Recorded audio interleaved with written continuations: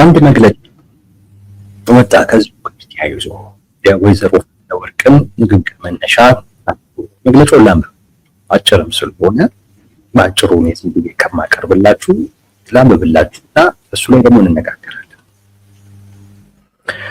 የአማራ በአሜሪካ ከነሱ የተሰጠ የአማራ ህዝብ ሉዓላዊነትና የጽኑ አቋም መግለጫ ይላል ርዕሱ። የአማራ ህዝብ ትግል ለማንም ተገዢ የሚሆን ለሌላ አካል ዓላማ የሚገረድ አይደለም። አሁን ከተለያዩ አካባቢዎች እየተሰማ ያሉ የፋኖ አመራሮችን አነጋግረናል። ልንጣመረው የሚለው አሰልቺ ትርክ የህዝባችንን የትግል መስመር ፍጹም የሚጻረር ነው። የአማራ ህዝብ መድረሻውም ራሱ አማራነት። ይህንን መርህ በመጣስ የሚደረግ ማንኛውም እንቅስቃሴ የአማራን ህዝብ ፍላጎት አይወክልም። ከወያኔና መሪዎቹ ጋር ያለን አቋም ግልጽ ነው። የወይዘሮ ፈትለወርቅ የሰሞኑ ንግግር ከዚህ በፊትም ወያኔ አዲስ አበባ ላይ ስልጣን እንዲይዝ የተጠቀሟቸው አማራ መሳይ ባንዳዎች አሁን በአማራ ህዝብ ውስጥ የሉም። አማራን የሚያስጠቃ አማራ ከጠላት ስብስብ አባልነት ተለይቶ አይታይም። የአማራ ህዝብ ከወያኔ ሆነ ከፈትለወርቅ የትኛውም አካል ጋር የሚደረግ ጥምረትን በፍጹም አይፈልግም። ከ27 ዓመታት በላይ ስልጣን ተሸክመው ህዝባችንን እንዴት እንዳሰቃዩት ታሪክ የሚዘነጋው አይደለም። አሁን ያለው ኦህዴድ መንግስትም በኦሮሞ ህዝብ ስም የአማራውን ህዝብ ከምድር ጠራርጎ ለማጥፋት በሁሉ አቅጣጫ እየተሯሯጠ ይገኛል። የመጨረሻው ጽኑ አቋማችንን ለዓለም ሁሉ ማሳወቅ እንፈልጋለን። ሁሉም የጥፋት ኃይሎች ይጠፋሉ እንጂ እኛ አማራዎች ራሳችንን በራሳችን ነፃ እናወጣለን። ህዝባችንም ከተሰነዘረበት ስልታዊ ዘር ማጥፋት በጽናት ተዋቅን እናድነዋለን። የሚገረድና የሚበረከክ አማራ በጭራሽ የለም በሚል መፈክር መግለጫቸውን ያጠናቅቃሉ። እንደሰማችሁት ከወይዘሮ ፈትለወርቅ ንግግር ጋር ተያይዞ የተሰጠ መግለጫ ነው። ይህንኑ ላይሆን ነገር ግን ከአፋር መግለጫ መሰጠት ነበረበት። ምክንያቱም የወይዘሮዋ ንግግር የአማራውን በፋኖ ዙሪያ ላይ ያለን የፖለቲካ ማህበረሰብ ግራ መጋባት ውስጥ የሚከት የሚከፋፍል እርስ በርስ የሚያነታርክ ንግግር በመሆኑ ምክንያት ይጠበቅ ነበር። አፋብን ወጥቶ የራሱን አቋም ግልጽ በማድረግ የራሱን የፖለቲካ ማህበረሰብ እንዲረጋጋ ማድረግ ይጠበቅ ነበር። ነገር ግን አያደርጉትም። ካደረጉት በጣም ይገረማል። ወይም እንግዲህ ትብብር አስፈላጊ ነው የሚል አይነት መግለጫ መልሶ ይሰጡ ይሆናል። እዚህ ላይ እንደምታዩት ጉዳዩን ከመንበርከክ ጋር ጉዳዩን ከመገረድ ጋር አያይዞ ነው ያሉት። ብዙዎችም ሲያነሱ የነበረው ይሄንን ፋኖ መንገድ መሪ ሆኗል፣ ፋኖ መንገድ ጠራቂ ሆኗል፣ ፋኖ የአማራን ጥቅም አሳልፎ ሰጥቷል፣ ፋኖ ኢቱ በአዴን ሆኗል የሚል ነው። ፋኖ አይደለም የሚሉት ነው ዘመነን ማለት። በእነሱ ሳይድ ደግሞ ያሉት በዘመነ ሳይድ ደግሞ ያሉት ኖ መንገድ ጠራጊ አይደለም፣ ተሸካሚ አይደለም፣ በአዴን አይደለም፣ እንደውም የትብብሩ መሰረት እኛ ነን የሚል ነገር እያነሱ የትብብሩ መሰረት እኛ ነን፣ ዳር አይደለንም፣ መሀል ነን፣ ምሰሶ ነን እኛ። የትብብሩ ምሰሶ እኛ ነን። በፖለቲካም በወታደራዊ ረገድም ከህወሓት እንሻላለን የሚል አይነት ነገር ሁሉ እያነሱ ፋኖ ያው በአዴን አለመሆኑን ተንበርካኪ አለመሆኑን እየተገረደ አለመሆኑን ለማሳየት ሞክረዋል። በፉከራ ማለት በፉከራ ተጨባጭ ነገር እሱን ነው የምናየው። ፋኖ በዚህ ትብብር ውስጥ ምሰሶ ነው፣ አገናኝ መንገደኛ። በዚህ ትብብር እንደዛ ነው ወይ? እንደዛስ መሆን ይችላል ወይ? በግልጽ ነው የምንነጋገር እና ፋኖ ለጽልመት ማለት እንደሆነ እንነግራለን። እንዴት እንደሚታይ ውስጥ ፋኖ እንዴት እንደሚታይ እንነግራቸዋለን። አንዳንዶቹ እንደሚወሩት እንደሚፎክሩት በታክቲካል አሊያንስ ውስጥ በየትኛውም አሊያንስ ውስጥ ያሉ አካሎች ሁሉም እኩል አይደሉም፣ አንጻራዊ። በታክቲካል አሊያንስ ውስጥ ታክቲካል አሊያንስ በአንዱ የጋራ ጠላት ያለን ሰው በሱ ጉዳይ ብቻ አብረን እንስራ የሚባለው አሁን እንግዲህ ቲፒኤልኤፍ እና ፋኖ የፈጠሩት አይነት አሊያንስ ወይም ትብብር ወይም ህብረት ወይም ጥምረት እንደዛ ማለት በቃ ገዢው ቡድን ብልጽግና ጠላታችን ነው፣ እሱን እናስወግድ፣ ሌላው ጉዳይ ይደርሳል የሚል ወይም እሱን እናስወግድና ከዛ በኋላ እኛ ጉዳይ ይለይልናል፣ የአሸናፊዎች አሸናፊ ፍልሚያ እናደርግ የሚል አይነት ታክቲካል አሊያንስ ነው። በታክቲካል አሊያንስ ውስጥ አንዱ ቡድን ላይ ሆኑና ዓለም ያሳዩ መለኪያዎች አሉ። ፋኖ የበላይ ነው፣ ፋኖ ምሰሶ ነው፣ ፋኖ መሰረት ነው፣ ፋኖ ዳር አይደለም መሀል ነው፣ መንገድ ጠራጊ አይደለም መንገደኛ ነው። ሰዎች በእነዚህ መለኪያዎች ነው አለመሆኑንና መሆኑን የሚያሳዩት። በዚህ አሊያንስ ውስጥ አሁን እነ ዘመነ ካሴ በገቡበት አሊያንስ ውስጥ እነ ዘመነ ካሴ ብአዴን ናቸው። በዚህ እንዳትጠራ ብአዴን ናቸው። መንገድ ጠራጊ ተሸካሚ ናቸው። በዚህ እንዳትጠራ ምንም አይነት ፍላጎት የላቸው። ተልዕኳቸው ተሸክሞ ማድረስ ብቻ ነው። በምክንያት ነው በምክንያት ነው። ታክቲካል አሊያንስ ራሱ ኮማንደር ወይም ደግሞ አመራሪ ነው ወይም የሚመራው አካል ይሄ ወታደራዊ ኮማንዶን ማን ይመራል? ማን ነው? በዚህ ውጣ፣ ወደዛ ሂድ፣ ወደዚህ ና የሚለው ማን ነው? ራሳቸው ናቸው። ዝናቡ ልንገረው ነው የጄኔራል ፍስሐ ማንጁስን በዚህ ግባ በዚህ ወጣ የሚለው ማለት ይሄን ትጠብቃላችሁ? ዋርካው ወዳቸው ነው ጄኔራል ምግበይን በዚህ ወጣ የሚለው ይሄን ትጠብቃላችሁ? እንዴት ነው ማለት አንድ ጊዜም እውነት የሚያነብንም የሚሰማችሁን ሰው ማክበር ዋጋ መስጠት ያስፈልጋል። ፋኖና ቲፒኤልኤፍ በሚፈጥሩት ጥምረት ቲፒኤልኤፍ የያዛቸው ወታደራዊ አመራሮች ፋኖ ከያዛቸው ወታደራዊ አመራሮች አንጻር ሲታይ ማን ነው ትዕዛዝ ሰጪው፣ ማን ነው ትዕዛዝ ተቀባዩ የሚለውን ማየት በቂ ነው። በቂ ነው። ብዙ የውጊያ ኤክስፒሪየንስ አላቸው። በሙያውም በተወሰኑ የሄዱ ሰዎች ናቸው። ወደድናቸው ጠላናቸው። ላለፉት ምናምን ዓመታት የኢትዮጵያ መከላከያ ላይ በበላይነት ሲሰሩ የነበሩ ከዛም በፊት የጦር ልምድ አላቸው፣ ከዛም በኋላ የጦር ልምድ አላቸው እና ዝናቡ አስቡት እሱ አይደለ ወታደር ዝናቡ ልንገረው እነ ጄኔራል ምግበይን እነ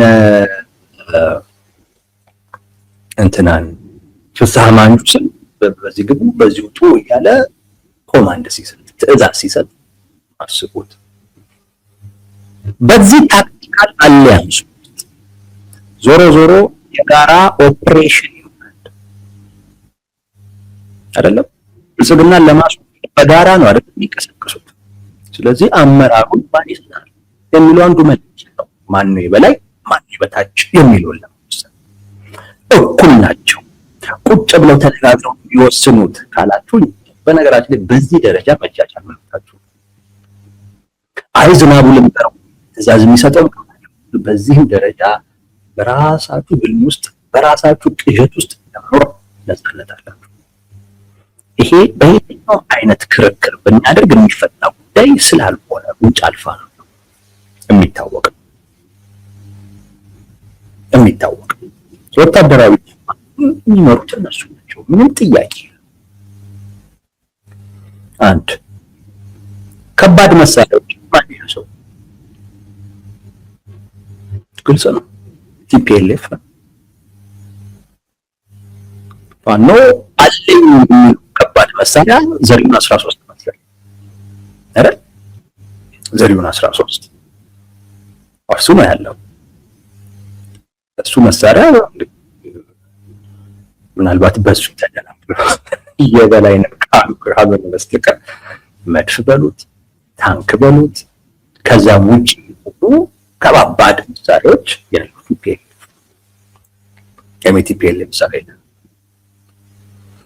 በታክቲካል አሊያንስ ውስጥ ከባባድ መሳሪያዎች ያለው ማን ነው የሚለው ማን ነው የበላይ ማን ነው የበታች የሚለውን ለመወሰን የሚረዳ ፋኖ አለኝ የሚለው ከባድ መሳሪያ እኔ እማቀው ዘሪሁን 13 ነው። ዘሪሁን 13 ነው። ዘሪሁን 23 አላውቅም። እሱ ነው ያለው፣ ሌላ የለም። ከቲፒኤልኤፍ ጋር ንጽጽር ከባድ መሳሪያ ፋኖ የለውም ማለት ይቻላል። እኔ ስለ ዘሪሁን 13 ብዙ ስለማላውቅ ነው። ከባድ መሳሪያ ይቆጣጠራል የሚለው በታክቲካል አሊያንስ ውስጥ ራሱ ማን ነው የበላይ ማን ነው የበታች ማን ነው ፓወር የያዘው የሚለውን ማሳያ ነው። ቅድም እንዳልኳችሁ አንድ ማን ነው ኮማንድ የሚሰጠው? ወታደራዊ ኮማንዱን ማን ይሰጣል? ወታደራዊ ኮማንዱ ዝናቡ ልንገረው ለፍስሐ ማንጁስ ይሄን አድርጌ ይላል ብሎ በዚህ ግባ በዚህ ወጣ ብሎ በፍጹም አይሰጥም። ጀነራል ተፈራ ማሞ በጭራሽ አይሰጥም። እንኳን አሁን በዚህ እድሜያቸው ይቀርና ያኔ እንኳን ከነሱ ሲቀበሉ ነበር። ከነሱ ሲቀበሉ ስለዚህ ኮማንዱ ተጠሩት እነሱ ከባድ መሳሪያው ያለው እነሱ እጅ ላይ ሎጂስቲክ የሚያቀርበው ወይም የሎጂስቲክ መተላለፊያ መስመሮችን አስተማማኝ በሆነ አይነት መንገድ የያዘው ማለት ቲፒኤልኤፍ ነው። ተተኳሽ የሚያቀርበው ቲፒኤልኤፍ ነው። ፋይናንስ የሚያቀርበው ቲፒኤልኤፍ ነው። ነዳጅ የሚያቀርበው ቲፒኤልኤፍ ነው። ወይ ከራሱ አሊያም ከኤርትራ የሚገባው መተላለፍ የሚቆጣጠረው እሱ ነው። አስተማማኝ በሆነ አይነት መልኩ ለምን ኮንቬንሽናል ዋር ማድረግ የሚያስችል ሰራዊት አለ። ፋኖ ምንድነው? ቦታ የለውም። ቦታ እየቀያየረ ይዋጋ ነው። ስለዚህ አስተማማኝ በሆነ አይነት መልኩ መተላለፊያዎችን የሚቆጣጠር የለም፣ አይይዝም። ተመልከቱ፣ ወሳኝ የሚባሉ ወታደራዊ አመራሮች አሉ፣ ቲፒኤልኤፍ ነው። ወሳኝ የሚባሉ መሳሪያዎች አሉ፣ ቲፒኤልኤፍ ነው። ለጦርነቱ የሚያስፈልገውን ሎጂስቲክ የሚያቀርበው እሱ ነው። ከውጭ የሚመጣም ካለ የሚያስተላልፈው እሱ ነው። ሙሉ ትግራይ ነው የሚጠራው። ሙሉ ትግራይ ነው። እሺ ቆይል መከላከያ በድሮን ካልሆነ ከውጭ አካላት ጋር ከሚረዱ አካላት ጋር ግንኙነት የሚያደርገው ቲፒኤልኤፍ ነው። ከሻቢያ ጋር ግንኙነት የሚያደርገው ቲፒኤልኤፍ ነው። ከሱዳን ጋር ግንኙነት የሚያደርገው ቲፒኤልኤፍ ነው። የዲፕሎማሲ መስመሩ ሁሉ ያለው በቲፒኤልኤፍ ነው። ፋኖ የለውም ዲፕሎማሲ መስመሩ። እና አሜሪካ እና አውሮፓ ህብረትም ምንም ቢባል የሚያናግሩት ቲፒኤልኤፍ ነው። እና ይሄንን ሁሉ እያየ የትግሉ መሰረት ፋኖ ነው። በጣም እውነቴን ነው የምላችሁ፣ በጣም አላዋቂነት ነው። ካልሆነ ደግሞ ሰሚን ከመናቅ የሚመጣ ነው። ሰሚን ከመናቅ ቲፒኤልኤፍ ፋኖ ዛሬ ላይ ባላቸው አቅም ትብብር ይፍጠሩ ከተባለ አቻም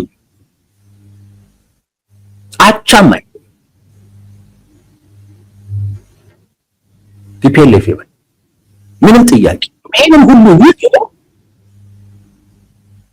እንዴት ነው በፋኖ ስር ሊሆን የሚችለው? እንዴት ነው የትግሉ መሰረት ፋኖ ነው የሚባል አይደለም። የትግሉ መሰረት በተቃውሞ ጎራ ላይ ቲፒኤልኤፍ ወደድክም ጠላህም ቲፒኤልኤፍ።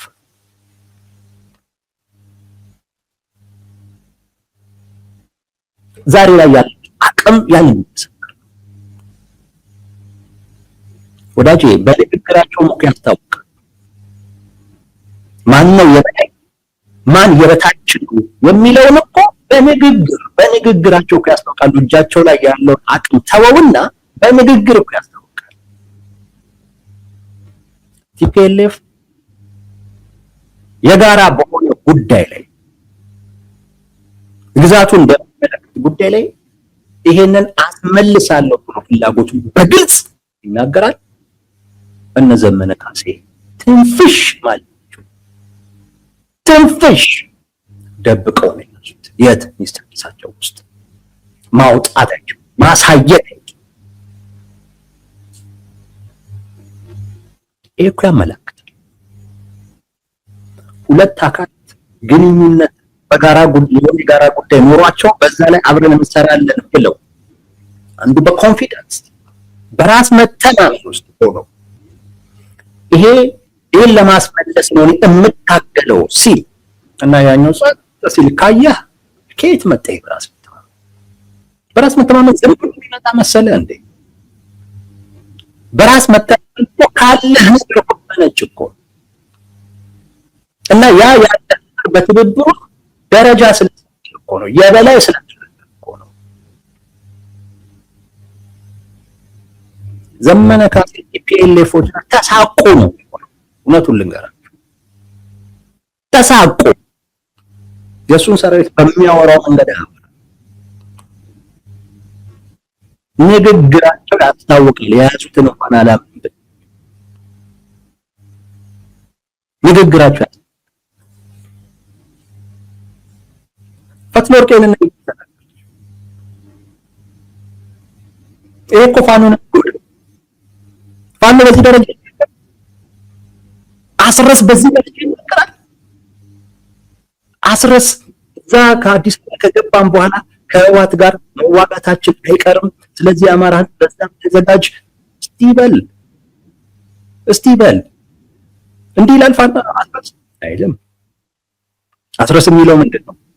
እኛና ቲፒኤልኤፍ አዲስ አበባ ስንገባ የምናደርገው ምክክር ነው፣ እውነተኛው ምክክር፣ ሀቀኛው ምክክር እሱ ነው የሚለው። አስረስ የሚለው ምንድን ነው? ህወሓት እኮ እንደ ድሮ አይደለም፣ ተቀይሯል፣ ተለውጧል እኮ ነው የሚለው። ቲፒኤልኤፍ ምንድን ነው የሚለው? አስረስ ጄኖሳይደር ነው ነው የሚለው። ፍትህ ይረጋገጥ ነው የሚለው። ዘመነ ጄኖሳይደር ነው ነው የሚሉት እነሱ። ግን ዘመነ እስከ ደግሞ የሚለው ምንድን ነው? ቲፒኤልኤፍ ታሪካዊ ውሳኔ ወስኖ አሁን ላለንበት አይነት ሁኔታ እኮ እንድንደርስ አስተዋጽኦ አድርጓል ብሎ ለሰራዊቱ ቲፒኤልኤፍን የሚያቆነጃጅ እኮ ሰው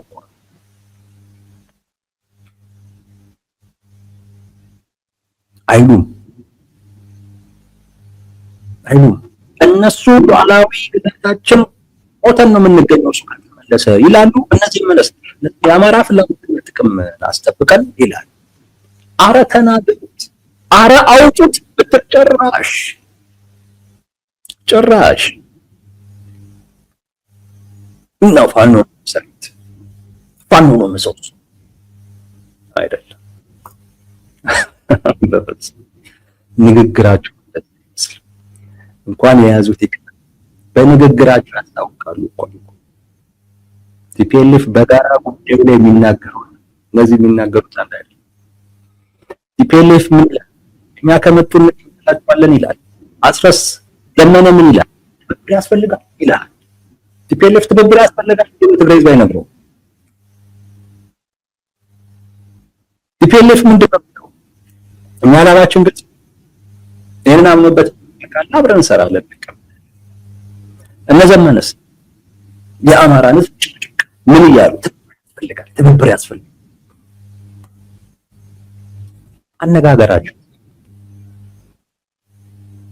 አነጋገራቸው ያስታውቃል። ተሳቀው ነው።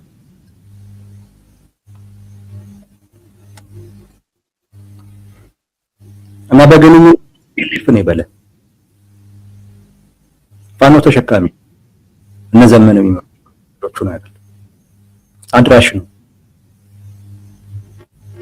እነ ዘመነ ቲፒኤልኤፍ ፍላጎት የአማራን ወጣት ሊማግዱ ወደድክም አላህም ልትማግድ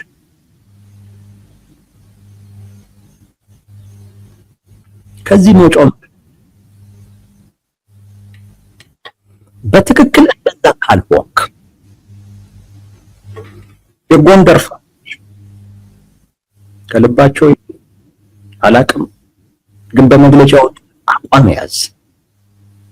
የሸዋ ፋኖች ከልባቸው አላቅም ነገር ግን አሉት ሲባል የሰማነውን አይነት አቋም ያዝ። ቲፒኤልኤፍ ብቻውን የትም መድረስ የሚችል ስብስብ አይደለም። የትም አይደርስም። ያለው አቅም ምንም የትም አይደርስም። ከአንተ የተሻለ ቢሆንም የትም አይደርስም።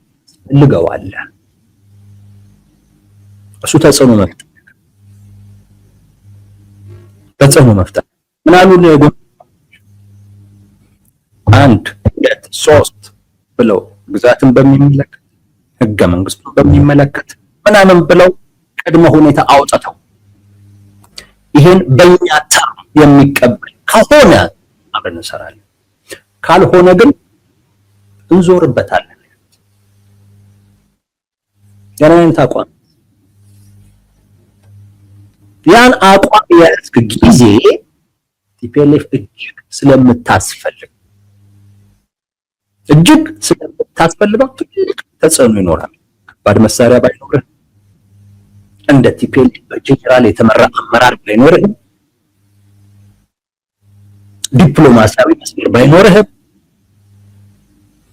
ከውጭ አካል ቀጥታ የሚያገናኝህ መስመር ባዘረጋ በቲፒኤልኤፍ በኩል ይሁን ግን የጎንደር ፋኖ የሸዋ ፋኖ የያዙትን አቋም ከያዝክ ቲፒኤልኤፍ ላይ ትልቅ ተጽዕኖ አለ። ትልቅ ተጽዕኖ አለ። ያን ተጽዕኖ ማሳደር የምትችልበትን አቅም ተጠቅመህ እነ ዘመነ ግን ተጽዕኖ ከማሳደር ይልቅ ቲፒኤልኤፍ የሚለውን ነገር በሙሉ መሸከም ነው የፈለጉት። እሱ ዝሆን ነው፣ ይችላል። ዘመነ ሌላ አማራት ግን አይችልም። አትጨቅጭቁት። ይሄን እስካላደረክ ጊዜ ድረስ ተላላኪ ነህ። ይሄን እስካላደረክ ጊዜ ድረስ እውነቴን ነው የምልህ ብአዴን እንደ ብአዴን ምንም ብትል ከዚህ ውጪ ስም አይኖርም። ይሄን እስካላደረክ ጊዜ ድረስ ነገ ከነገ ወዲያ አማራ ህዝብ ይነሳባል። ገና ጦርነቱ ሳይጀምር ምንም ነገር ውስጥ ሳይገባ የሚባለው ብቻ እንኳን ትርጉም እየተሰጠ እንዴት ተከላካይ እያደረጉ እንደሆነ እያየህ ነው። ይሄ ነገር ግልጽ የሆነ መስመር ሳይዝ ወደ ጦርነት የሚገባ ከሆነ አማራ ክልል ውስጥ መፈናፈኛ አይኖርም።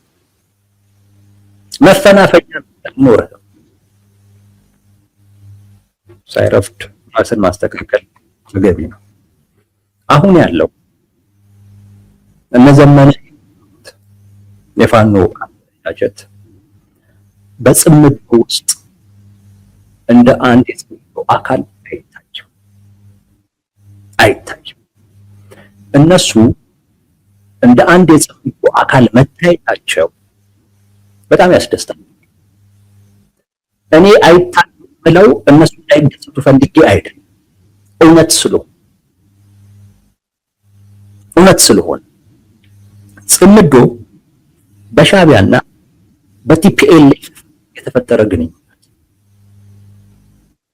ሱዳን በቀጥታ ዋነኛው ሻዕቢያና ቲፒኤልኤፍ ናቸው። ፋኖ የጽምዶ አካል አይደለም። እነ ዘመነ ካሴ የሚመሩት ፋኖ የጽምዶ አጋር እንደ አጋር በጣም ልዩነት። ለምሳሌ ኢህአዲግ የሚባል ግንባር ነበር። ብአዴን፣ ህወሓት፣ ደኢህዴን ኦህዴድ የፈጠሩት እነዚህ አራቱ የኢህአዴግ የግንባሩ አባል ናቸው። በኢህአዴግ ውስጥ እነዚህ አራቱ ግን ኢህአዴግ ከአባላቶቹ ውጪ ግንባሩን ከፈጠሩ አራት አባላቶች ውጪ አጋሮች ነው። የአፋር ምናምን የሚባለው ፓርቲ የኢህአዴግ አጋር ነው። የሶማሊያ ኢፓ ነው ምናምን እንደዚህ የሚባል ፓርቲ የኢህአዴግ አጋር ነው። የቤንሻንጉል የጋምቤላ የኢህአዴግ አጋር ነው። እነዚህ አጋር ናቸው። በኢህአዴግ ጠቅላላ ጉባኤ ላይ ተገኝቶ አይወስኑ፣ ግን የኢህአዴግን ፍላጎት በየክልላቸው የሚያስፈጽሙ ማለት ነው። ኢህአዴግ ውስጥ መግባት ልክ እንደ ብአዴን የግንባሩ አባል ይፈልጋሉ። ልክ እንደ ህወሓት መታየት ይፈልጋሉ። ልክ እንደ ኦህዴድ እንደ ደህዴን ሆን ይፈልጋሉ። ነገር ግን የማያደርጉበት ምክንያት ሳያደርጓቸው ተጠንቅቀ ያላደረጉበት ዋነኛው ምክንያት እነዚህ አካላት አብዮታዊ ዴሞክራሲ መሸከም የሚያስችል ትከሻ የላቸው ወይም ገና አልፈጠሩም የሚል ምክንያት፣ በዛ ምክንያት እንደ አጋር ነው የሚታዩት። ኢህአዴግ ይወስናል፣ እሱ የወሰነውን ይነግሯቸዋል፣ ሄደ ይፈጽማል። ፋኖ እንደነሱ ነው። ሻዕቢያና ፒኤልኤፍ ይነጋገራል፣ ይወስናል፣ ያስፈጽማል። ንግግር ውስጥ የለም፣ ውይይት ውስጥ የለም። የውሳኔው አካል አይደለም። አርግ ይባላል፣ ያደርጋል። እነ ዘመነ የሚመሩት ፋኖ እንደ አጋር ነው። ለምን ካላችሁም እነ ዘመነ ካሴ የሚመሩት የፋኖ አደረጃጀት የጽምዶን ተልእኮ የመሸከም አቅም የለውም፣ አይችልም። የጽምዶን ተልእኮ መሸከም አይችልም። ስለዚህ አያስገቡትም። አባል አይሆንም። ደካማ ስለሆነ አይደለም፣ አባል አይሆንም። ተልእኮን መሸከም ስለማይችል ነው። የጽምዶ ተልእኮ መሸከም ትችላለህ ወይስ አትችልም የሚለውን የሚያረጋግጥልህ አንድ ነገር፣ ኢትዮጵያን ትጠላለህ ወይስ አትጠላም? እንደ ሀገር ፍላጎትህ በኢትዮጵያ ኪሳራ ማሳካት ትፈልጋለህ ወይስ አትፈልግም ነው። ይሄ ነው። እነዚህ መጥቃቴ የሚመሩት የፋኖ አደረጃጀት ውስጥ እንዲህ አይነት አመለካከት ያላቸው አንዳንድ ሰዎች ቢኖሩም አብዛኛው የፖለቲካ ማህበረሰብ ግን ኢትዮጵያ ሊጠላ አይደለም።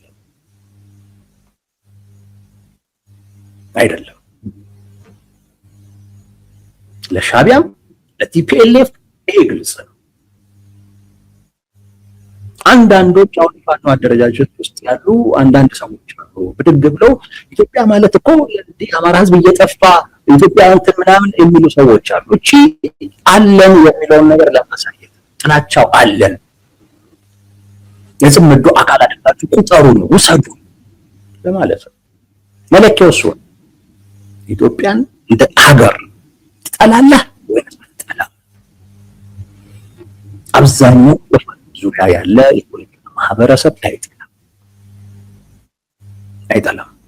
እነ ዘመነ ይጠላለን እንኳን አይተማም። በዚህ ረገድ ኦላ ማጋር እንደ አባል ማለት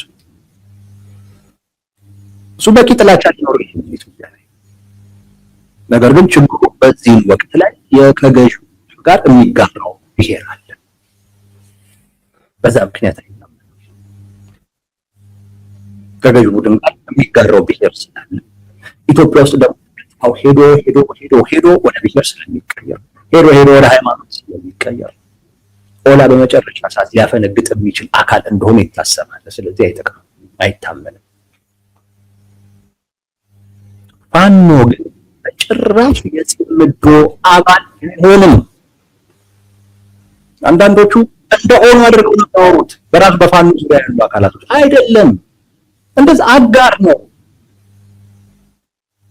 ነው። ቲፒኤልኤፍ እና ሻዕቢያ የወሰኑትን ፍላጎት እንዲያስፈጽም ነው እየተፈለገ ያለው። ይሄ የምሬን ነው የምነግራችሁ፣ የእውነት ነው የምነግራችሁ። ይሄ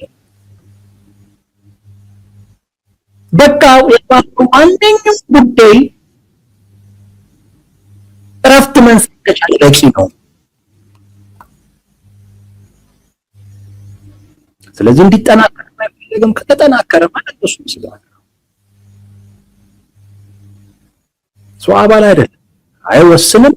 ዋነኛው ኢትዮጵያ ኪሳራም ቢሆን ሻዕቢያ ፍላጎቱን ማስፈጸም ይፈልጋል።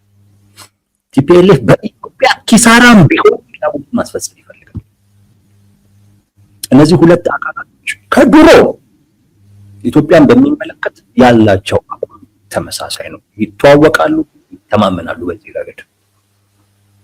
ረገድ ይተማመናሉ። ለዛ ነው ሻዕቢያ ማነው ቲፒኤልኤፍ ደርግን የጣል እያለ እኮ ስለ ጽምዶ ሲያወራ የደርግን የጣልነው እኛ ነን ጽምዶ ፈጥረን ነው እያለ እኮ የሚያስታውሰው እኮ ለዛ እኮ እነሱ በቂ ጥላቸው ዋነኛው የራሳቸውን ቅድሚያ ፍላጎት ነው። እሱ በኢትዮጵያ ኪሳራ በኢትዮጵያ ፍርስራሽም ቢሆን ከተሳካ በቂያቸው ፋኖ ለዚህ ብቁ ዘመነ የሚባል ማንም ይምረው ይሄን ተልእኮ ለመሸከም ብቁ አይደለም። እኔ ምላችሁ አትልፉ ነው። አትልፉ እንደው ትልቅ ነገር እናገኝበታለን ብላችሁ ካስተባችሁ እውነቴን ብላችሁ አትልፉ። የምታገኙት የለም። በተለይ ለህዝብ የምትመጡት ጠብ የሚል ነገር የለም። ታሪካችሁ ነው። ታሪካችሁ አትተባበሩ እያለ ተባበሩ፣ ችግር የለውም። ከቲፒኤልኤፍ ጋር ተባበሩ፣ ችግር የለውም። ነገር ግን ማስቀደም ያለባችሁን ማስቀደም ነው። አቋም ይኖራል። የህዝባችሁን ፍላጎት ጥቅም በደንብ ዲፌንድ አድርጉ፣ ተከላከሉ። ታዲያ በአለኝታዬ ነው ይላል እንዴ? በጣም እያስደፈርከው ነው። ተከላከል። ቲፒኤልኤፍ ለአማራ ህዝብ የምትወክለው አንተ እንደሆንክ ነው የሚያስብ። አንተን ሲያናነቅ አንተን እንትን ሲል እኮ በቃ ለህዝብ ያለውን ስሜት እኮ እየገለጸ አንድም ቀን አንዱን አክብረውት ሲናገሩ ሰምቼ አላውቅም። የቲፒኤልኤፍ አመራሮች አንዳንድ አክቲቪስቶቻቸው ፋኖዬ ምናምን እንደሚሉ አውቃለሁ። እሱ አይደለም አክቲቪስቶቻቸው ምንም። በነገራችን ላይ ቲፒኤልኤፍ ጥቂት ሰዎች ናቸው ሳይሆን አክቲቪስቱ ያን አስፈጻሚ ነው። በቃ ቲፒኤልኤፍ ላይ ተጽዕኖም የላቸውም። እንዳላቸው የሚያስቡ እንዳሉ አውቃለሁ። ጭራሽ በዚህ አይነት ተጽዕኖ የላቸው እንኳን አክቲቪስቶች ያሉ ዲያስፖራ ላይ ያሉ ማህበራት ምናምን ይባል ራሱ እንዴት ላይ ያለው ቲፒኤልኤፍ ላይ ተጽዕኖ የለው በጭራሽ የለው። ሁሉም ከነዚህ ጥቂት ሰዎች የምትወጣውን ጉዳይ ለምን ብሎ የሚያስፈጽም የቲፒኤልኤፍ ሰዎች ስለ ፋኖ ወስደው አክብሮት አውርተዋል። አመራሮቹ አክብሮት አውርተዋል። እነዘመን ፋኖን ማነው ቲፒኤልኤፍን በፋኖ ሰራዊት ዘንድ አዲስ መልክ የሞከሩትን ያህል የቲፒኤልኤፍ አመራሮች እንደዛ እንደውም እነሱ ነው ካሸነፍን በኋላ ካሸነፍን በኋላ ፍትህን እናረጋግጥበታለን፣ ተጠያቂ እንሆናለን። ይሄንን ነው የሚሉት። አምኖበት በምን ሊሰጥ ይመልስ አምኖበት ይሉት ሲያሳጡት ነው የሚታየው። እነ ዘመነን ሲያሳጧቸው ይሄ ነገር ለምን እንደሆነ አላውቅም። የዘመነ ደጋፊዎች እኛ ግን የምናገረው ነገር የዘመነ ደጋፊዎች አበሳጭቷቸው ሲናገሩ ግን አያለው። ይሄ ቲፒኤልኤፍ እንዲህ በአደባባይ ሲያዋርድ ለምንድን ነው እሱ እኛ ትርጉም ሰዎች መጥተው ለማሳቀቅ ሲሞክሩ ይታያል። የወይዘሮ ፈትሎ ንግግር ነው ትርጉም የሰጠው። የቲፒኤልኤፍ ግንኙነት ንግግር ነው ትርጉም የሰጠው። የዶክተር ደብረጽዮን ንግግር ነው ትርጉም የሰጠው። ሌላ አይደለም።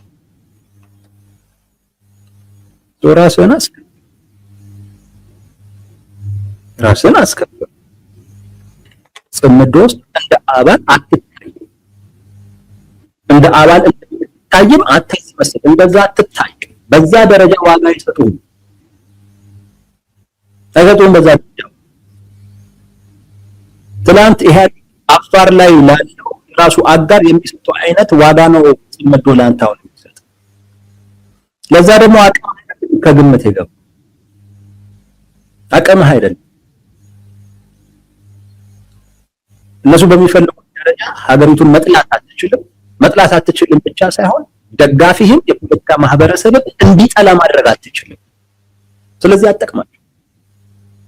የምትጠቅማቸው እነሱ ዋና ታርጌታችን የሚሉትን አካል ለማዳን ምን ለማለት አንተ ልትጠቅማቸው ትችላለህ። ከዛ ያለፈ ግን ለአንተ ዋጋ የላቸውም። ዋጋ ግን እንዲኖራቸው ግን ማድረግ ትችላለህ። ዋጋ እንዲሰጡህ ማድረግ ትችላለህ።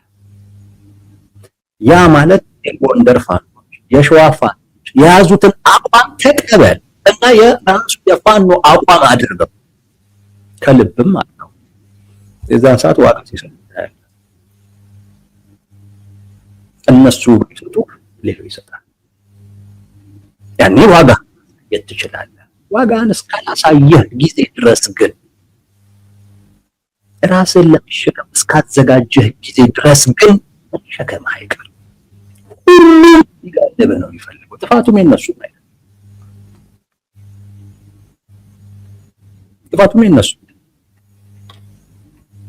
እነሱማ ከተመቻቸው ይቀመጡ።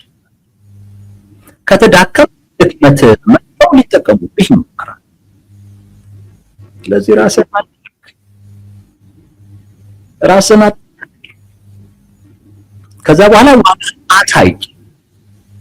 አሁን አንዳንዶች እንደሚሉ መሀል እስቲ ያሳያ አይታየም። ፉከራ እስቲ ያ ዋጋህን አንተ ራስህ ካላሳየህ ማንም ያንን ዋጋ አያከብርልህም። ዋጋህን አሳይ። ቢያንስ በንግግር ደረጃ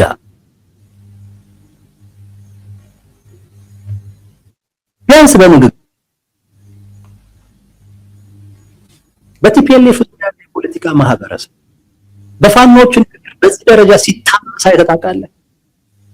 የለም። በእነሱ ንግግር ጋር ትታመስ ነው የምትቀርበው።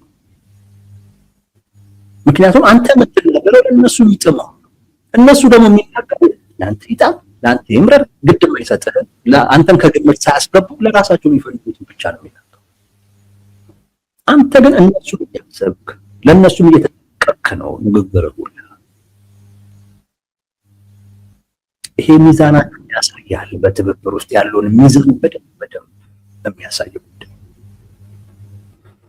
ራስን ማስተማር ያስፈልጋል። አሁን ግን ያለህበት ሁኔታ የትግሉ ማዕከል ላይ የምትልበት አይነት አይደለም።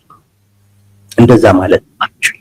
እጅ ከልም ላይ ያለው አቅም ያነኝ እንዲሁ ልፎክርበት እንዲሁ ልሸልልበት ካላልክ በስተቀር እጅክ ላይ ያለው አቅም እና ቲፒኤልኤፍ ላይ ያለው አቅም እውነቱን ስነግርህ ያስፈልጋል። እንነጻጸር። አሁን ባለ ከቲፒኤልኤፍ ጋር አቻ የሆነ ግንኙነት እፈጥራለሁ ብለህ አትፈጥርም። ግን ተጽዕኖ ግን መፍጠር ትችላለህ። ያ ተጽዕኖ በአቻ ደረጃ ያስቀምጣል ወይስ አያስቀምጥም? እሱ ሂደት ነው። ያ የጎንደር ፋኖ የያዘው አቋም ነው።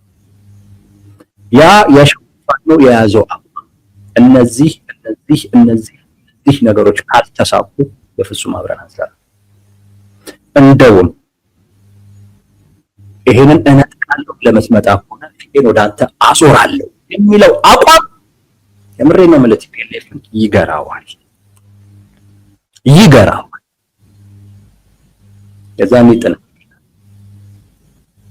የዛኔ አንተ ከግምት ውስጥ ማስገባት ይጀምራል። ካልሆነ ይበላል፣ ካልሆነ ይጥላል። እጁ ላይ ያለው ምንም እንኳን ካንተ የተሻለ ቢሆን እጁ ላይ ያለው አቅም አንተ ጋር ካለው አቅም አንጻር ሲነጻጸር የሱ በጣም በብዙ መጠን የበዛ ቢሆንም ያ አቅም ግን አንተ ከሌለ የትም አያደርሱ። ታስፈልገዋለህ ፎር ሰርቫይቫል፣ ለህልውናው ታስፈልገዋለህ። እሱን እንዲያቀርበው እንዲያስታውስ አድርጎ እሱ ከአንተ ውጭ ሌላ ምርጫ የለውም። እንዳለውም እንዳትት ምንም ምርጫ የለውም። ከአንተ ውጭ ምንም ምርጫ የለውም። ሰዎችን የረሳህ እንዲያስታውስ አድርጎ ካለኔ የትም አልደርስም፣ ካለሱ የትም አልደርስም ብሎ እንዲያስብ። እደርሳለሁ ካለ ሞክረው አይደርስም፣ የትም አይደርስም። ያኔ ይበላል። አሁንም ለሚሰጥ አንዳንድ ፉከሮች በአንተም ጭምር የራስን ዋጋ ግን እየሆንክ ባለው ጉዳይ ግን ሰዎች ተበሳጭተው ይመለከተናል። ሰዎች የሚናገር ለዛ ምላሽ ከመስጠት ይልቅ ለዋናው ምላሽ መስጠት አይሻልም እንዴ? የአካል እንዲያስተማር አይሻልም እንዴ? ወይስ ትፈራዋለህ? አይዲያውን ፈርቶ ዳውንሎድ ላይ ለጫጫታው ምክንያት የሆነውን አካል ትተህ ጫጫታው ላይ ማተኮር ምን ያስፈልጋል? ጫጫታው እኮ መሰረት ነው። ወይዘሮ ፈትለወርቅ የተናገረችው ንግግር መሰረት፣ እሱን መሰረት አድርጎ አቋም ያዘ፣ ሐሳቡን አንጸባረቀ። አንተ ልብ ከል ለዚህ ጫጫታ መሰረት ነው አካል ላይ ነው ማድረግ ያለብህ። ግን እሱን መናገር ይችላል እዚህ ጋር መተት እናገራለን። ይሄ ዋጋ ካይመስል ነው፣ ግን ካልክ ይዘህ መቀጠል ትችላለህ። ይሄው ነው ወዳጆች።